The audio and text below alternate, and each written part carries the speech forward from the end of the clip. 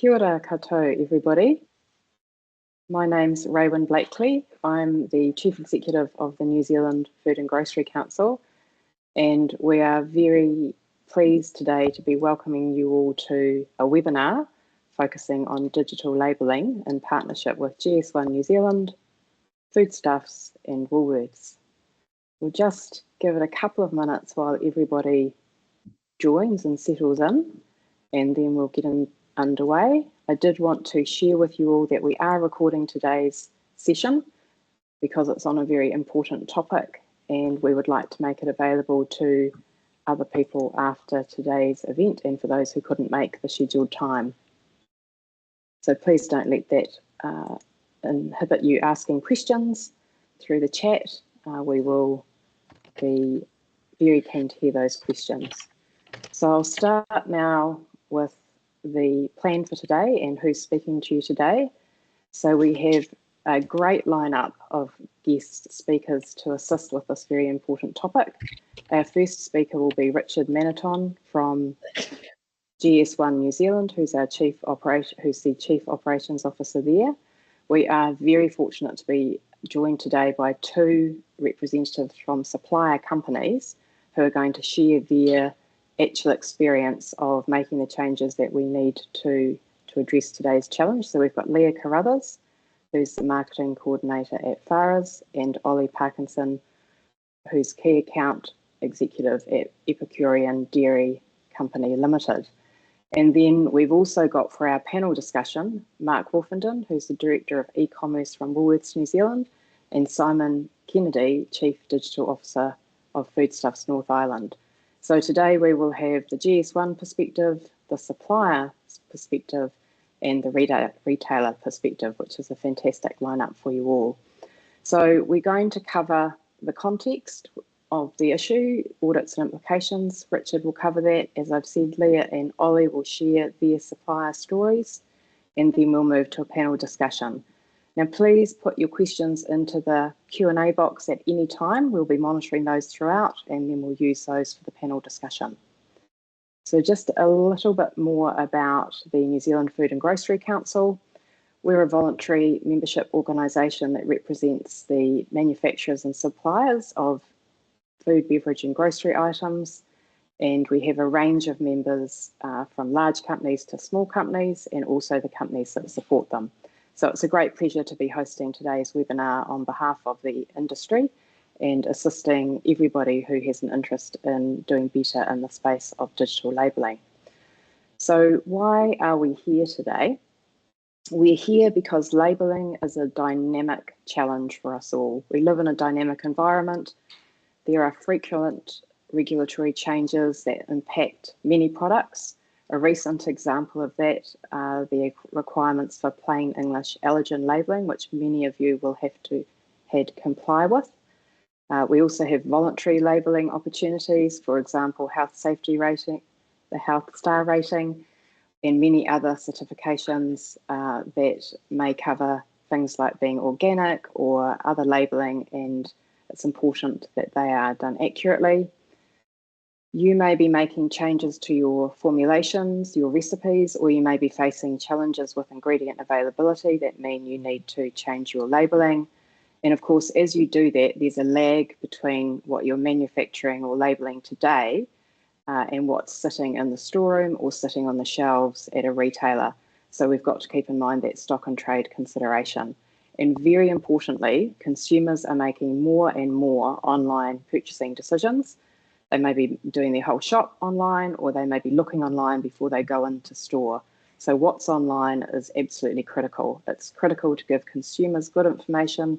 It's often a legal requirement.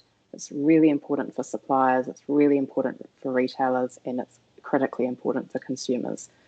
So we want to do better in this space. And what we've found is that we have a bit of a mismatch situation in the labelling department. Ideally, we want all online labels to match what's in store, and clearly they should all line up with what's actually contained in the product. The reality is that at the moment we have found a problem where there is a mismatch between what's online and what's in store, and Richard's going to talk through more detail on this. We came together as a subset of the GS1 board.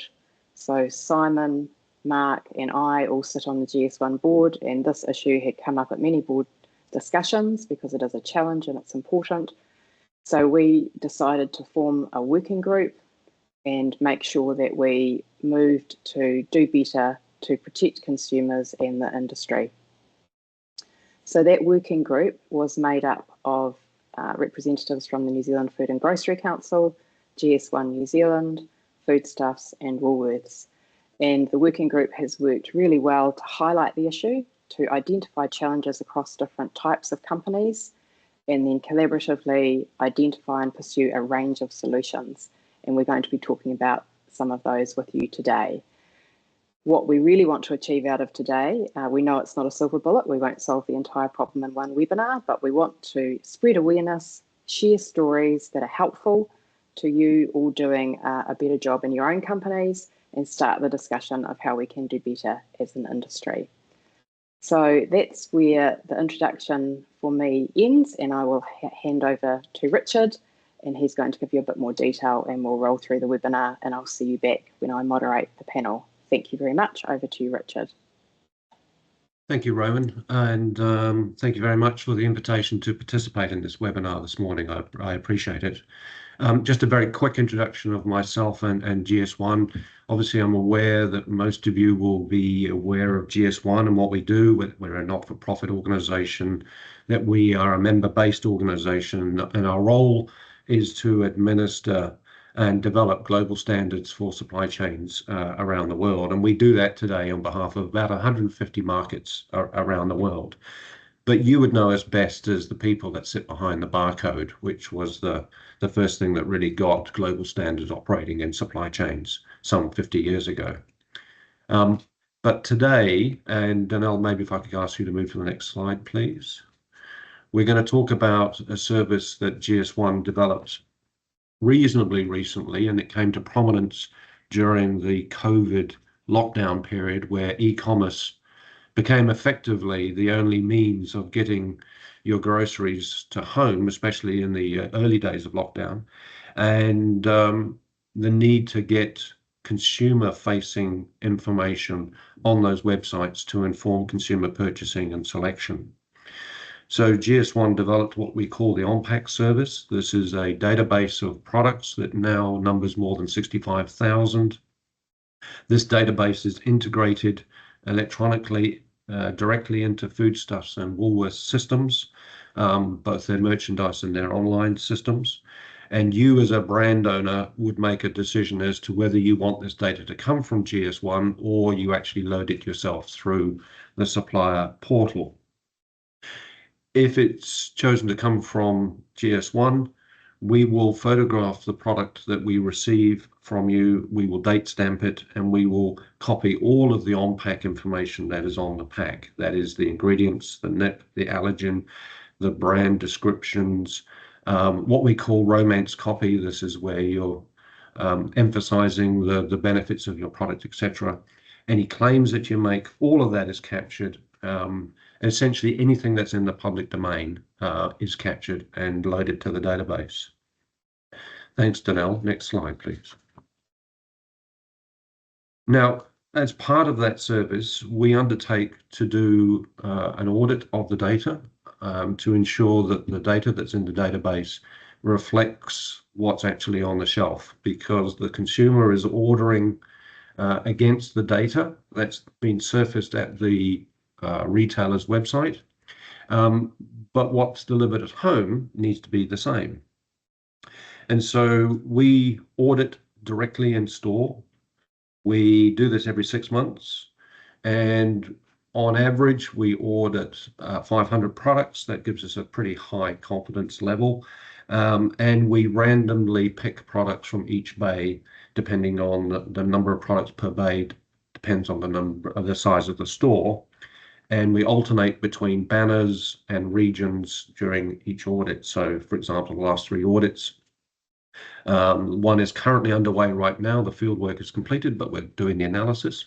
But that was completed in Newtown in Wellington. Prior to that, we did Browns Bay, New World, Countdown, Manukau. And I'm going to share with you the results from the New World Browns Bay result back in April this year. Danelle, thank you. Next slide, please.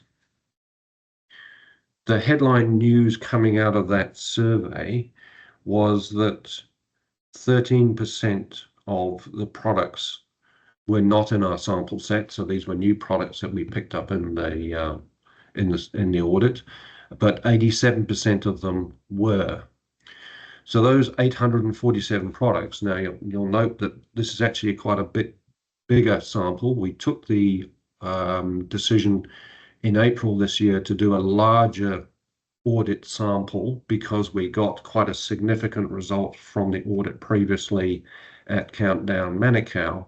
That was a little bit alarming in that we saw quite a high mismatch. So we thought, have we got a research effect here? Let's just boost the sample size. So we did to 1,000 products, and actually we found that there was no research effect. In fact, what we found in Countdown Manukau was replicated in Browns Bay, New World. And what we saw there was that those 847 products, only 16% of them were a dead match against the data in the database. 84% of them had some variance between the data set and what was physically on shelf. So effectively, what we're seeing is 8 out of 10 products is not matching the digital twin or the digital record of that product. So there's a risk that whatever the consumer buys online is not a dead match for what's being received at their front door. Danelle, thanks. Next slide, please. Now, some of those changes are quite minor. It might be a very small ingredients change, but we still record that as a difference from the physical product because it is. But it might be quite minor. But some things can be quite significant. Now, here's an example of a product that suddenly had the appearance of peanuts. And we know the risk with peanuts. And so the digital twin here is a very significant variance. It might be a claim that's disappeared, and someone might have purchased a product based on a claim, i.e. that it was, I don't know, organic or something else. But if that claim has disappeared and it appears at your doorstep and it's not organic all of a sudden, that runs the risk of a consumer complaint. And we do have to field and work with the retailers on consumer complaints where they see a difference between what they thought they were buying versus what they received. So we need to take that dissonance out. We just need to get the two to line up. Danelle, thank you.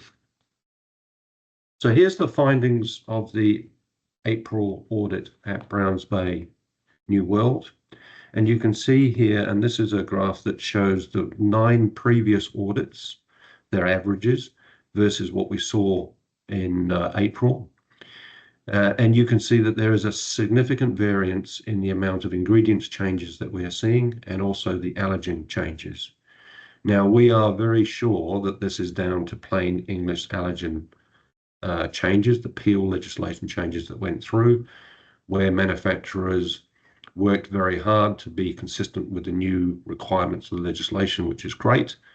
But we need to make sure the digital record of those changes is updated. And I fully recognize the challenge of the real-time changes that are taking place in products and product formulations. But we do need to look at processes that can capture those changes in real time and make sure they're surfaced to the consumer. So you can see there that the number of products where there was no change dropped dramatically from 44% down to 16%. So historically, we have seen 1 in 2 products being a mismatch. At the moment, we're at 8 out of 10 being a mismatch to the data record. Thanks, Danelle. There are clearly implications coming out of this, which I don't really need to dwell on. But the first one is consumers are just potentially making decisions based on data that's not true to the physical product. And that's not a good outcome for anybody. It's not a good outcome for a brand owner. It's not a good outcome for a retailer. And it represents, therefore, brand and reputational risk for all of the participants in the supply chain. And I don't need to tell you that there are obligations under the Fair Trading Act clearly around accurate descriptions and claims related to your product. So this is an area where, as an industry, we are concerned and we need to make some strides to improve our performance here. Thanks, Danelle. Now, I talked earlier about the fact that as a brand owner, you have the choice as to how you can keep your digital records up to date. You can either do it yourself, working directly with the supplier, with the retailer portals, and load this on-pack data there, or you can work with GS1, and GS1 has two options available for you to do this. You can select an on-pack collection process whereby for as little as $16 a product, we will scrape all the data off the pack and load it to our database and share it with your retailers. Or the product flow service line, where this was a service developed in conjunction with Foodstuffs, whereby every time you prepare a new product for launch, or it's a product that's been restaged, relaunched, you can put it through a get ready for market process, which is product flow. And in that process, we will verify that your GTIN is good. We'll scrape all your on-pack data. We'll photograph the product, load it to Media Library, and check your data that might be loaded into the National Product Catalogue against the physical product that you've supplied to GS1. So there's a couple of options as to how you can address this. There's links there to the website to describe how that all works. But that's an option for you today. And at that point, I think I will leave it at that, and I will hand over to Leah Carruthers from Farrers. Leah, over to you. Thank you very much, Richard, and good morning, everyone. My name is Leah Carruthers. I'm Marketing Coordinator at Farrers. For those of you who aren't familiar with Farrers, we are New Zealand's leading manufacturer of wraps and tortillas, and we also play in the Mexican and pizza bases categories as well. We're based in Upper Hutt, and we are a small family-owned business with around 80 team members. That includes office, production, and warehouse teams. And physical and digital labelling is super important to us as a business, and myself as well, with digital being a huge part of my role at Farrers. So I'm really looking forward to diving sort of into our experiences from a supplier perspective and how we ensure consistency between the two areas. So next slide, please, Danelle. So one of the most important elements to clearly kind of establish from the beginning is an understanding of who is responsible for the different parts of ensuring online presentation. So not only does this make it really clear for everyone involved, but it also attaches some ownership and accountability to a person or a team. So how do we ensure a clear understanding of who's responsible for this at Farrers? Well, we have clearly defined roles and responsibilities that are currently divided between our product development team and our marketing team. So our PD team is a team of 2 and marketing is a team of 3 currently. So we're quite small, but mighty teams. So PD is the overall owner of GS1, so they manage the interim barcode verification, data hub, NPC rapid loader, product flow, and final verification. And marketing, on the other hand, we handle the media library aspect, ensuring all pack shots and information are loaded in there up to date, which is particularly important when we launch new products. We also handle the back end of Farrers' website and ensure that all products, pack shots, correct info are in there and matching up with what's displayed on pack, as well as what's being pulled through to the retailer websites from GS1. So we also ensure clear, consistent communication between the marketing and PD teams, giving us the opportunity to discuss anything sort of physical or digital labelling related. So a key example of this is the recent peel updates, where we had to update our physical packaging to make food allergens easier for consumers to identify. Nearly all of our products contain wheat gluten, which is one of the allergens. So it was super important to us that we took this very seriously. Our PD team executed all of the physical label changes, and marketing simultaneously updated our online presentation to ensure perfect alignment across all channels.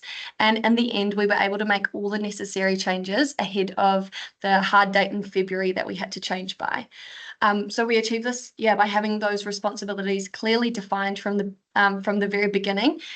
So with the clear, open communication channel between the two teams also being really beneficial and ensuring a smooth rollout of the new labelling. Next slide, please, Donnell.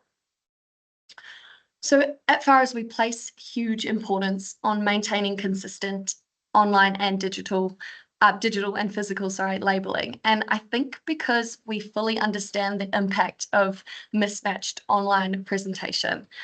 So why is it so important to us? The first sort of biggie is consumer trust. So presenting accurate information is really important regardless of whether it's physical or digital. We offer many low carb and keto friendly products, and sort of due to the health benefits of these products, our consumers often scan the nutritional information before making a purchase. If they sort of find different information online versus what's on the package, we're not just creating confusion, but we're also potentially breaking their trust. And we sort of want to do everything that we can to avoid these negative consumer perceptions. Next is brand integrity. So being committed to this as a brand allows us to build consumer confidence in Farah's and ultimately loyalty. At Farah's, we really pride ourselves on exceptionally high quality. So each time our physical and digital information aligns perfectly, like in our PL update example, we reinforce that we're a brand that pays attention to detail. And we know that if we were to have a mismatch, we'd potentially be jeopardizing the professional image that we've worked really, really hard to build. And we're not operating in isolation. So our retail partners are dealing directly with these customers. So when the product information doesn't match across all channels, it creates big headaches for their staff and can impact their operations too. And then finally, legal compliance. It's not just a box to tick, it's a fundamental business requirement. Product information consistency isn't just about good business practice, it's about meeting our legal obligations across all platforms where our products show up. So these are the key 4 elements that form the basis as to sort of why we invest so heavily in maintaining alignment between our physical and digital presentations. Next slide, please, Donnell. So how exactly do we make this happen at Farah's? Well, we've developed strong systems and processes. So firstly is our fortnightly product development meeting. Every 2 weeks, all of the key departments come together, from marketing to supply chain to finance and so on, to really discuss how we're tracking on new and existing product development projects. This isn't just sort of another meeting, it serves as a great opportunity to raise any potential mismatches or miscommunication and catch errors before they happen. So at Farah's, we're also often launching new delicious products. So we've also created a checklist that circulates across each department before we launch a new product. So by specifically adding a section on ensuring digital and physical labeling consistency, we have significantly reduced the risk of any inconsistencies slipping through. Thirdly, we have clearly defined roles and responsibilities between the two teams, marketing and product development, which I touched on a little bit earlier. And then finally, next, online presentation isn't just an afterthought for us. It's a crucial part of our marketing and sales strategies. In today's digital-first world, with the rise in online grocery shopping, many customers encounter our products online well before they ever even see them on the shelf. So that further really emphasizes the importance of having accurate information across digital channels. And then finally, and this sort of really ties everything together for Farah's, is that at Farah's we live and breathe our value of never compromise. So this value sort of encapsulates our commitment to quality, always executing with excellence, and spans across everything we sort of do both internally and externally, and which includes, maintaining consistency between physical product labeling and their digital presentation. Next slide, please, Donnell. So what is the time and cost involved in maintaining our online presentation? So our key investments include implementing systems and processes to prevent the errors before they happen, including our NPD product checklist I touched on earlier, training teams to maintain these high standards. We actually have an induction with each of our new team members and taking them through the process of, what their involvement might be in maintaining our online presentation, if relevant to their role. We keep our departments connected and communicating often, such as with our product development meetings. And we also manage and maintain our digital platforms effectively and allocate the resources to do so. And here is what we've learned. This is not optional. The investment in these systems, training and communication is really, really crucial. We've learned that preventing mismatched information is far, far less costly than dealing with the lost trust, brand damage, or legal issues that can arise. The time and resources that we invest in getting it right from the very beginning will always be worth more to us than sort of dealing with the consequences of getting it wrong. And as a brand that so many Kiwis trust, we know that every product image, every ingredient list, and every nutritional information panel, whether it's on the pack or online, really, really matters. By investing in the right sort of people and the right systems, we really, really make sure that our digital presence lives up to the quality that our customers expect from Farah's. Thank you so much for your time. I'm now going to hand over to Olly, who will share his experiences. So please take it away, Olly. Cool. Thanks, Leah, and good morning, everyone. I'm Olly Parkinson. I work in the sales team at Epicurean Dairy. You might recognise us by our collective brand on screen here, or alternatively, our Mooget brand. At Epicurean, we have around 150 staff. There's office staff, field sales team throughout New Zealand, warehouse, factory, and we operate in the yogurt category and a little bit in sour cream as well. On top of our New Zealand distribution, you'll also find us in the UK and Australia. And then if we just jump on the next slide to now. Cool, just a brief overview of our processes around GS1 and data entry and all that. So we start with product innovation, and then that goes into interim barcodes, and then that's when the information is collected by our NPD team, and as well as marketing and innovation and all that. That's then uploaded into a data hub, which for us is just it's just a shared drive, shared file, simple as that, with all our products, SKUs, and then everything necessary for the MPC Rapid Loader launch. That's then collated and chased if not entered properly, and then that's my job to upload that into the Rapid Loader before launch. Then we go into product flow and final verification, that whole process, and then its product is launched. And then further down the track, when there's product modifications or we have a product review notification online where something needs to be updated, then check if a new barcode needs to be made. If yes, start from the beginning, interim barcode verification, blah, blah, blah. If not, just go back into the data hub, chase those people up who need to input that information for me to upload into MPC Rapid Loader. And then that process continues on if there's not a product modification needed again. You might be thinking, like, why do we keep it with sales? For us, that just works because the way we do it with the data hub, it takes two eyes to cross-check. So we get the data into the data hub, that's then input into Rapid Loader, and we know that it's seen across two eyes, two sets of entrants into the system. And then as well, sitting with sales, it's often we find it quite in tune with supplier updates, as well as access to feedback with retailers and customers quite easily. So yeah, if we just jump on the next slide again. Cool. Why we keep our digital labels up to date? Big one, ensure compliance and supply chain efficiency. So obviously avoid penalties from regulatory bodies, retailers or customers. That's quite an obvious one, but as well as keep customers and retailers well informed. Ensure smooth operations. Having accurate records helps just general business instead of causing confusion between customers, but also internally with ourselves.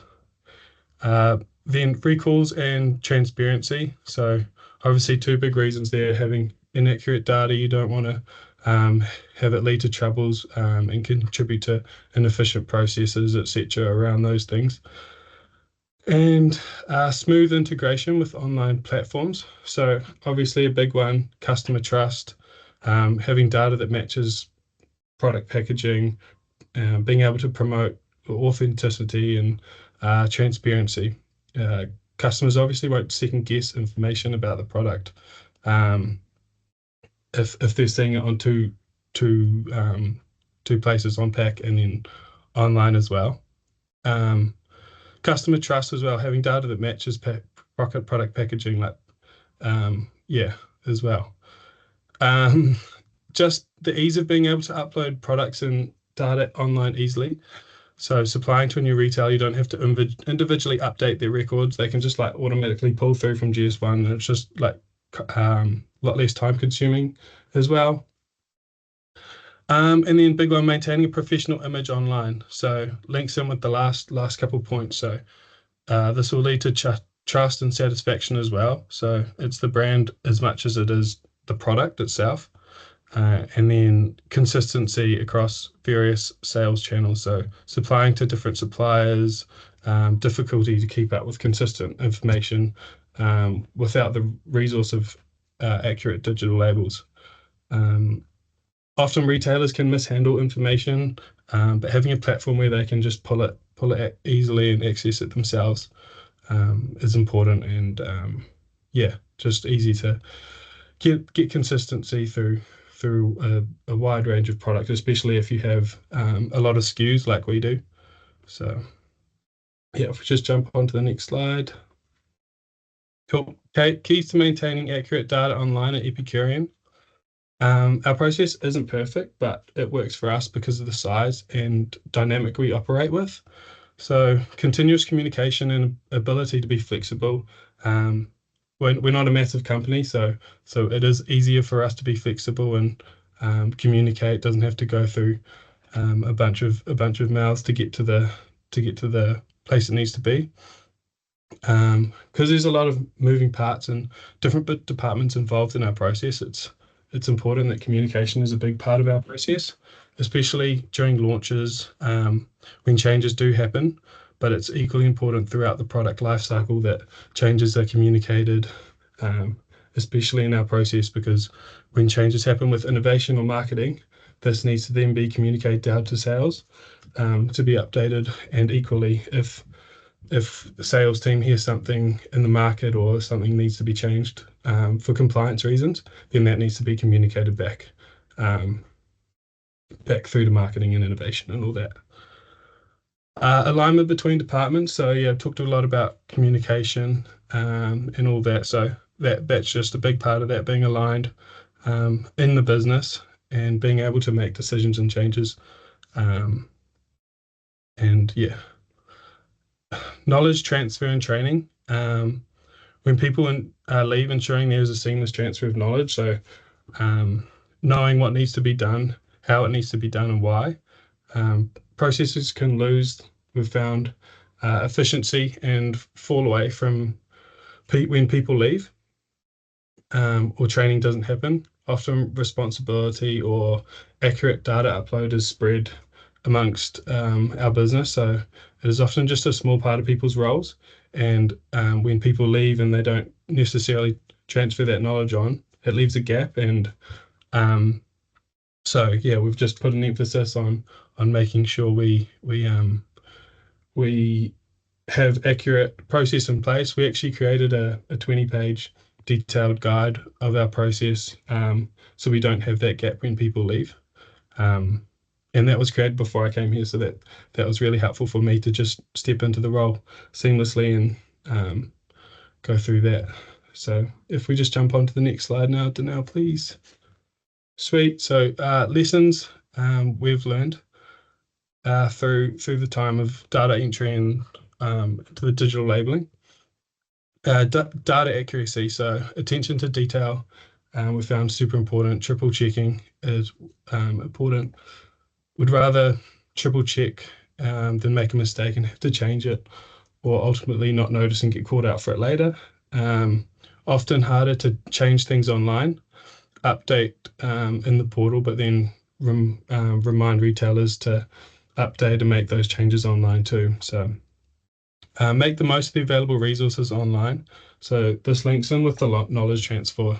It's often a very minor part of someone's role if it's spread amongst a business like it is at ours, and can often be forgotten about or not prioritized when training. And GS1 has lots of resources online to educate and reference. So we've enrolled for in-person seminars, online webinars, and we've also had people come in for in-house sessions at our business just to talk through GS1 and the process of digital labeling, why it's important, how we can improve our processes and work through that. So yeah, definitely making the most of the available resources.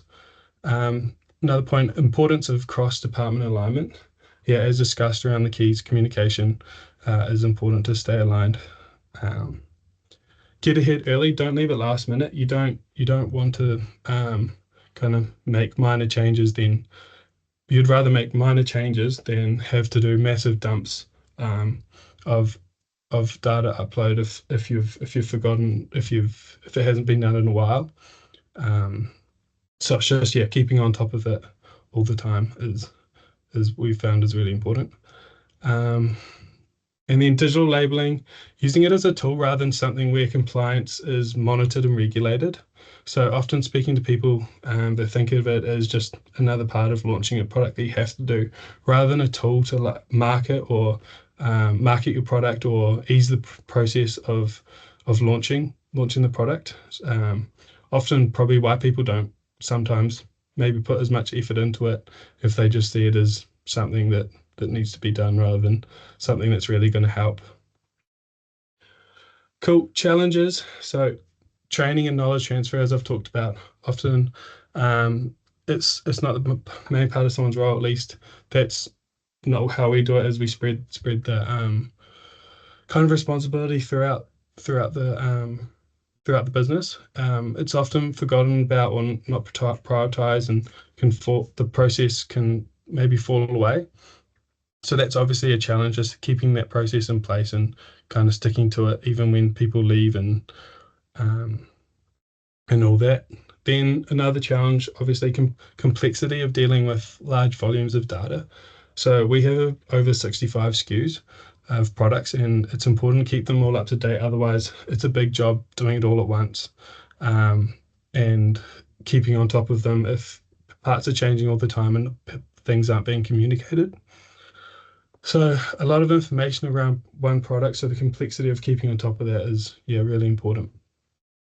And evolving in compliance. So compliance rules and regulations can also change, as we saw with the peel stuff recently. So making sure we have the right information.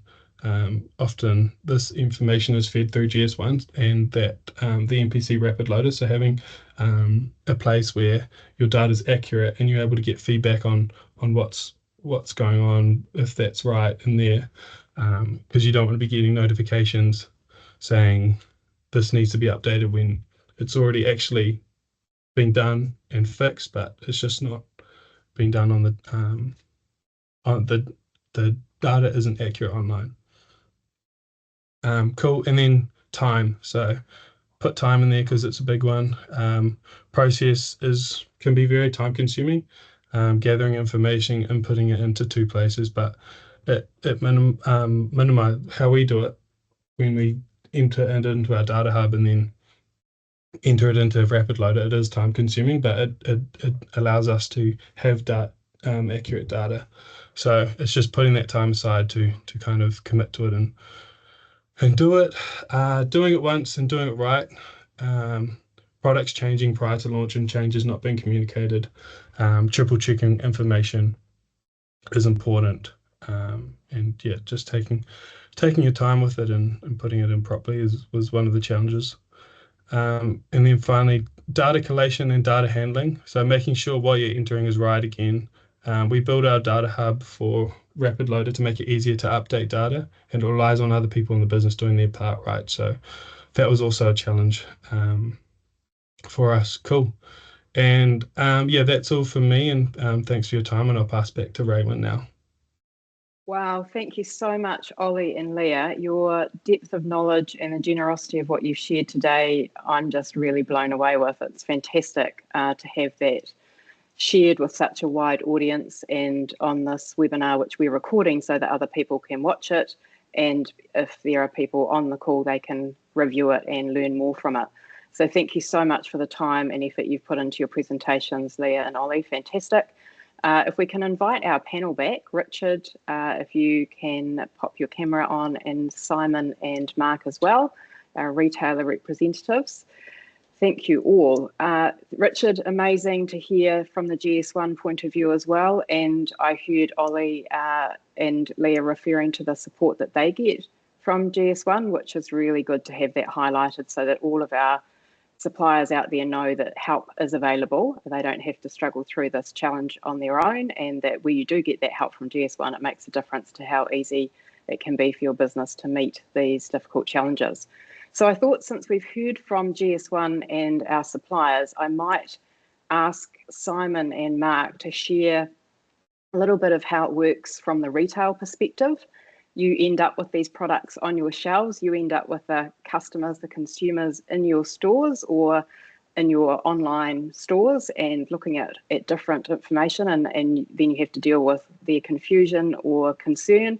I imagine that if a parent or caregiver has ever realised that they've actually potentially had a food product that's got an allergen that their child is allergic to, that would be one of the most terrifying things to go through. So I just wonder if Simon and Mark, you want to share. I'll go to you first, Simon, and maybe just hear a little bit about your perspective and what you might add to the discussion here today. Thank you. Yeah, thanks, Raewyn, Morena Koto, and great to be here. Firstly, just hats off to Leah and Olly. Fantastic insights into what's going on there at Epicurean and Farah's, and it's going to be difficult to build on the practical tips that you ran through. Yeah, Raewyn, you're right. There's a heck of a lot at stake for all of us as in the supply chain here, and it first and foremost, it is about safety, customer safety around anything you're going to put into your body. It's good to know what's in it. And that, in itself is an absolute key driver and motivator for getting this right, and for using the kind of the modern technology and tools that are available now to sort of help us get it right. Yeah, but of course there is more to it than that. There's more at stake than that. So many efficiencies that flow from getting this right, and inefficiencies that arise from getting it wrong, and that just hurts all of us up and down the supply chain, I think, when those errors come through and have to be corrected. And then sort of building on those things, the sort of the safety and efficiency, there's now sort of so much more possibility around what can be done in terms of the customer experience, really leveraging product data and the full depth of product data, and that's really a shift. It's a shift with a sort of the rise of online, and remember that for every customer that chooses to sort of actually purchase online, there are another half dozen or so that are researching and doing the spending time online, engaging with product data. And then when you think about what's coming sort of down the track and around us now in terms of AI technology, I think for as supply chain participants, really the extent to which we can kind of work magic for customers with AI and therefore kind of capture value from the AI opportunity ultimately is going to be kind of limited by the quality of the data in our systems and the product data in particular. It's sort of easy to, it's trivial really for AI to do things like, hey, I'm doing a kids party, what can you suggest as catering options for my kids party? Simple stuff. Then you take that into, oh, okay, can you turn that into a shopping list for me? Okay, that's fairly simple too, actually, from an AI point of view. Oh, and now can you just make sure that I want to make sure everything's got sustainable packaging and there needs to be no peanuts? Right. that's now hit a bit of a rock, because the AI can do that, but it'll do it based on the data that we're holding, in our systems.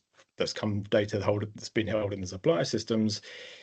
That goes wrong, it's got consequences. So you think about what this future state looks like, and the ability to really use data to create that customer magic. It's so important that we get this right. Thanks, Simon. And the future is only going to go more in that direction, isn't it? So suppliers, retailers who don't really get ready for that now will possibly be quite disadvantaged. So Mark, this is also your area, and I'm sure you've got more insights to share. So let's hear from you. Yeah, thanks, Raewyn, and thanks, Simon, and just fantastic to be here today, and really appreciate the invite to be part of this webinar, and agree fantastic presentations from a couple of really quite advanced suppliers as well to hear today. I mean, I think Simon's actually touched on a lot of the key points of why this is so important, and ultimately, I think we're all here to meet our customers' needs, and actually to look at the way we can better meet those as our customers' shopping changes. And we've seen that through COVID.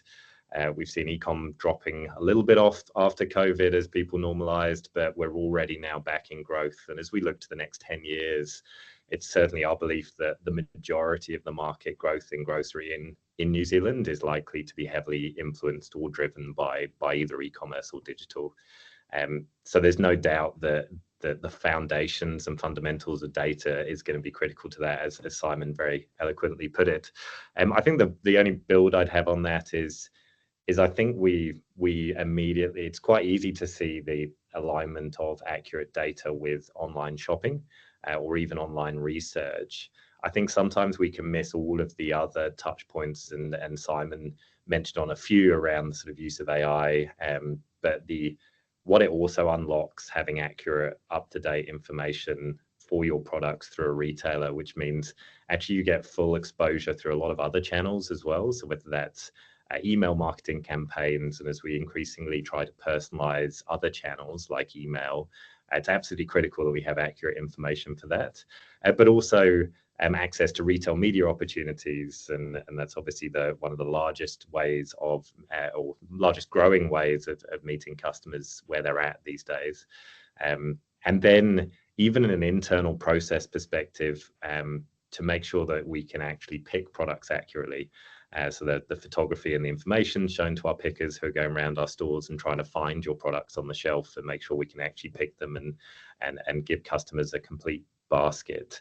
And then there's, as we extend our loyalty offerings, the ability to participate in targeted offers and targeted boost promotions for us, and full access to the loyalty program tools. So I think the key for me is that, and I think it was actually put by one of the presenters today, is we shouldn't look at this as a necessary evil or a sort of compliance, albeit absolutely is compliance and health and safety need. But actually, this is one of the biggest sort of enablers and tools that we have to drive sales, to drive your brands, and also improve the customer experience. But it is complex, and it's not something that as retailers we can tackle on our own. And so I guess ultimately that's why we're all here, and we do think it's an industry problem that and an opportunity that actually we could do a lot for customers and consumers in New Zealand if we actually all help each other in the journey. Thanks, Mark. And of course, the efficiency gains from doing things right the first time, we all benefit from as individuals, but also as a country. And that's something we hear a lot about from politicians, about how we need to be more productive and efficient. So I think there's a hidden benefit there as well for the country. But we've got a couple of questions that have come through, and I did want to reassure people that we will be sharing the link to the webinar and follow-up information. I'm confident that we're going to be providing ongoing information through the working group, so rest assured that this won't be the only opportunity you have to gather all the information. So if you're furiously taking notes, you can relax. We'll get the information out to you afterwards. So Shelley has very patiently been waiting for an answer to her question, which she lodged about 30 minutes ago, and it's a really good question. And I'm not going to be able to answer it. We've got some great experts here. I'm certainly not one of them. So let's read it out and see who would like to pick up this question. what would be the best approach when there is a soft roll of packaging in market through legislation changes like Peel, where there is likely to be 2 different packs in market which didn't require a barcode change, like the expansion of tree nuts category, but the condensing of the gluten-containing cereals category. So does anybody on our panel want to put their hand up to have a go at answering that for me? Richard, are you likely to be able to answer? Yep, thank you. I'll start, and then I think probably Simon and Mark will need to chip in. But yeah, look, this is going to be a challenging one where the GTN has not changed, because it's difficult to identify the 2 different products between the new product that's changed and the old ones in the supply chain. That said, my view would be, you're obviously trying to manage your stock levels in your system and with your retailer as best you can. So you're obviously looking to reduce that window as tightly as you can. But it comes down to the significance of the change. So for example, let's take the extreme example, if you'd added peanuts, then as a brand owner, and I used to be a brand owner for 20 years, I would take a very conservative stance on that and say, let's provide the new data set as quickly as possible to the market to make sure that any decision is a safe decision. If it's very minor changes, that might be a discussion that you want to have with the retailer and decide what is the best approach. But I do accept it. This is a challenging area. A GTN change makes that very a different scenario, because that becomes then effectively a new SKU in the marketplace. But I hope that's some help, and I'll probably chip over to Simon and Mark. Yeah, I think just a comment to add, Richard, because this gets into kind of laws of physics type issues of the fact that digital, we can update instantly, and digital and physical is a different world.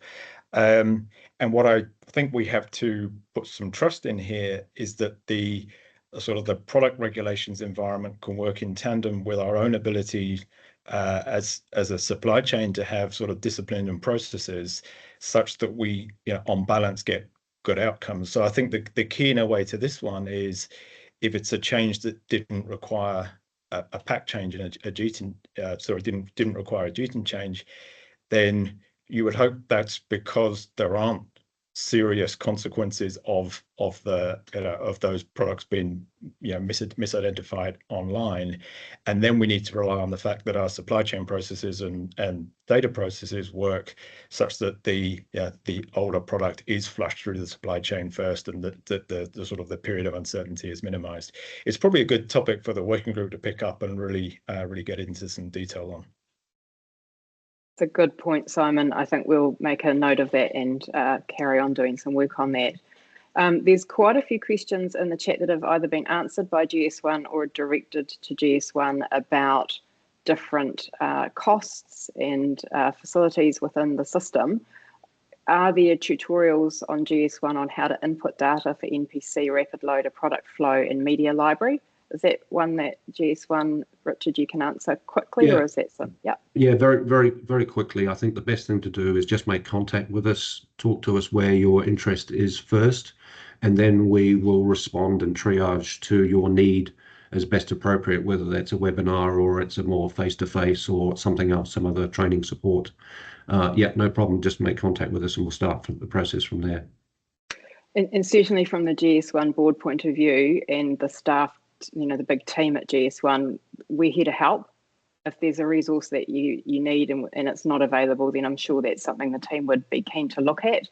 But as you've heard today, there's already a lot of information there that's really helpful to suppliers in tackling this challenge. So sometimes it's just a matter of being aware of what's already there and making use of it. And we'll certainly be following up and making that as convenient for you as possible.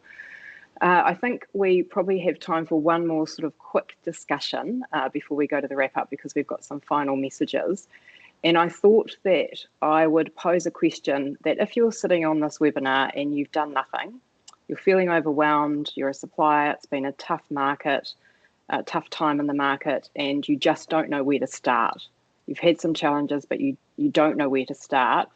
Do we have any advice from the panel, sort of in a quick fire way, other than looking at the GS1 website or reaching out for help, which is an obvious one? Maybe that's the answer, but particularly from our suppliers and our retailers, quick tips that might help. Anyone want to start me off? We're here to help as well. I'll just post in the chat a link to the information that Foodstuffs puts out in terms of managing product with us. So there's a quick fire one. Awesome. Thanks, Simon. Thanks, sorry, Raewyn, I'll just jump in here. But so on a kind of personal level, this was all super foreign to me when I first started at Farah's a year and a half ago. But I think for me, the most important thing to do is just to really lean in, especially when you don't understand. And I know that we've kind of already said educate before, but really immersing yourself in all the information that's available. And yeah, don't hesitate to ask for help. But yeah, putting it into practice and sort of then it becomes more familiar as time goes on. Thanks, Leah. Great to hear from you that it was a bit new to you to begin with, because look at how far you've come. So that's a really comforting thing to hear from you. Mark, did you want to make a comment?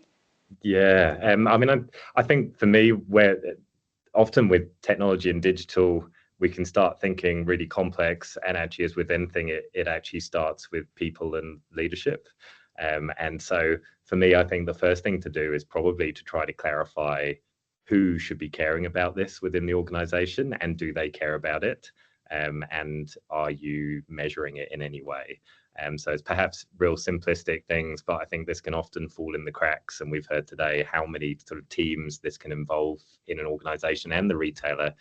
So maybe just start off with sort of asking yourself, do you know who should care about this, and do they? Whose job is it? Yep, great advice.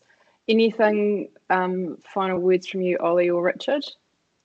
No, I'd just like to echo what Leah said. Like, I was completely new to it, and just made the most of the GS1 available resources, and that's kind of something we just encourage for a bunch of us that are involved in that process here. Awesome. Thanks, Olly. Richard? Yeah, and I'd only reiterate what both Olly and Leah have said, and that is you do need to take it seriously, frankly. You need to create some SOPs around that internally in your business so that you can have that skill transcend people movements, because that's what we see. We see a lot of these things falling out of the cracks because someone's resigned and no one's been able to pick up the playbook. So, and it is a multidisciplinary activity. It will involve many functions in your business. So you do need to get around a table and agree how you're going to do it. Thanks, Richard. I always say process. Process will save you every time. So on those wise words from the panel, let's move to the next steps. Now, we have an exciting opportunity for people who have been on the webinar. If you are really interested in this work, we would like to widen the working group membership, and you can either put your expression of interest into the chat right now, or if you want to take some time to think about it, you can email Danelle Alexander at NZFGC, and the address is there, and we will send that out in the follow-up information as well. We are going to continue working as a working group, and we have picked up some more really good areas that we can look at now and work collaboratively towards. So we're thinking about developing industry guidelines for best practice and really focusing on how we narrow the gap between digital and on-pack. So if you want to come on board and help with that journey, we would welcome your expression of interest. And I think it now falls to me to thank everybody who has supported today's webinar. So firstly, to our speakers, Richard, Leah, Olly, our panel members, Simon and Mark, thank you so much for giving up your time and your expertise, and particularly Olly and Leah, your amazing presentations and sharing your information so generously. Really appreciate that. It's really inspiring from emerging leaders in our industry as well, which is great. I also want to thank the working group members in behind the scenes.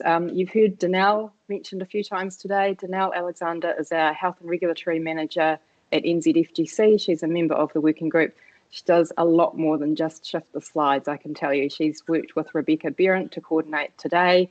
And so thanks to both Rebecca and Danelle and other members in the team behind the scenes.